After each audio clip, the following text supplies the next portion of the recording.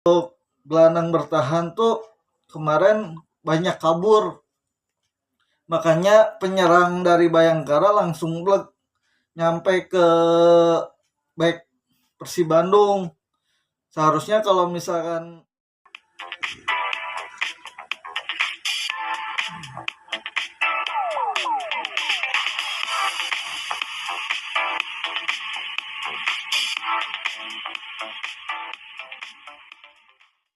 Assalamualaikum warahmatullahi wabarakatuh. Kembali lagi di channel saya. Kali ini saya akan membahas prematch Persib lawan PSIM. Persib akan menjamu PSIM Yogyakarta di GBLA besok, teman-teman. Dan sayangnya pertandingan Persib lawan PSIM ini tidak ditayangkan live di Indosiar, teman-teman. Nah, untuk pertandingan besok, Persib akan menjamu PSIM Yogyakarta di GBLA dan Persib akan mengusung kebangkitan yang kemarin pas melawan Bayangkara ya, teman-teman. Persib ingin tetap mempertahankan GBLA, tetap perawan, tetap tidak terkalahkan di kandang, teman-teman. Dan Teja pun ingin bisa clean sheet dan bisa melampaui rekor Yu Jae-hoon, kiper yang 17 kali clean sheet ya waktu pas di ISL. Nah, Bojan Hodak membuat perubahan sedikit untuk di lini serang mungkin ya.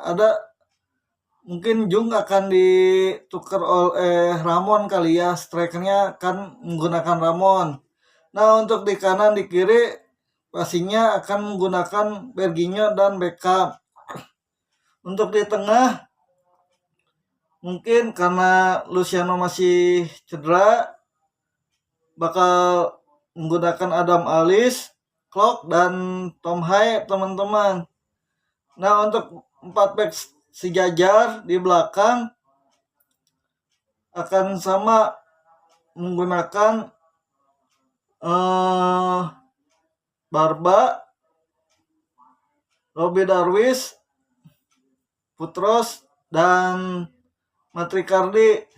Untuk penjaga gawang akan memakai Teja Paku Alam, teman-teman. Nah, untuk formasi yang digunakan oleh Bojan adalah 4-2-3-1, teman-teman, ataupun 4-3-3 ya. Nah, formasi ini yang sering Bojan gunakan, namun di setiap pertandingannya selalu ada strategi-strategi berjalan yang sangat jitu dan sangat selalu diandalkan oleh Bojan Hodak ya. Dari memasukkan para pemain yang menggantikan pemain inti yang main di starting line up, entah itu ya, Bojan Hodak selalu ada formula-formula yang sangat gitu untuk bisa meramu skuad Persib Bandung menjadi lebih kuat kembali, teman-teman. Nah, kebangkitan kemarin menang lawan Bayangkara membuat motivasi agar Persib terus bisa menang di sisa laga di musim ini. Karena ini pertandingan tinggal sisa 4 pertandingan lagi untuk mendapatkan gelar juara. Persib harus memenangkan semuanya, teman-teman. Harus tanpa kekalahan ataupun imbang sekalipun ya. Karena kalau misalkan imbang sama aja itu dengan kekalahan ya, teman-teman. Jadi Persib tidak mau tergelincir sekalipun di 4 laga sisa ini ya, teman-teman. Dan yang terdekat adalah besok melawan PSIM Yogyakarta, teman-teman. Nah, untuk para pemain juga mungkin kalau misalkan seperti Levin Kurzawa ataupun Ramon jika masih dicadangkan mungkin mereka berdua akan jadi ini ya apa super sub-nya ya. Tapi bisa jadi Bojan Hodak merubah komposisi pemainnya untuk melawan PSIM kan. Jadi kan biasanya Bojan Hodak itu merubah susunan pemain enggak sama seperti yang pertandingan sebelumnya gitu ya. Selalu ada perbedaan 1-2 pemain yang Bojan tukar, Bojan ganti gitu posisinya gitu ya dengan pemain yang berbeda gitu. Makanya setiap lawan yang akan melawan Persib Bandung itu selalu kesulitan dengan permainan dari Persib Bandung gitu ya. Yang kan kalau misalkan klub-klub lain mah bermain tek tek tek tek udah kelihatan cara bermainnya seperti itu, pasti kesananya pasti seperti itu. Nah kalau untuk Persib Bandung itu, untuk Bojan Hodak itu beda.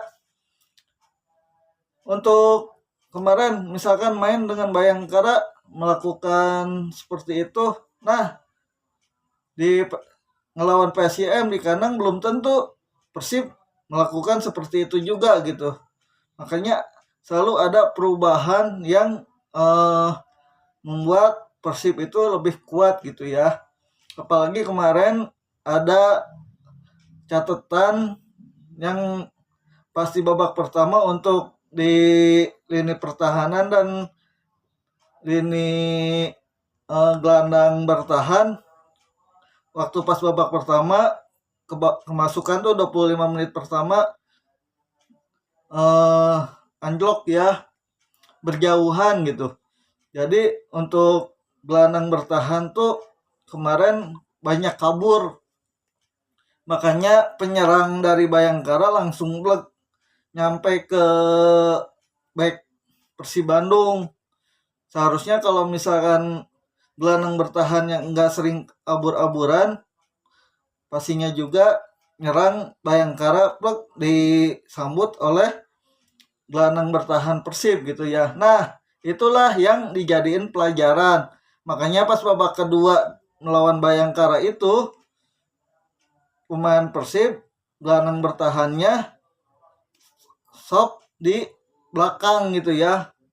Jadi jenderalnya di depan back 4 back sejajar gitu ya. Jadi sebelum penyerang Bayangkara nyampe ke back, dihadang dulu oleh gelandang bertahan gitu.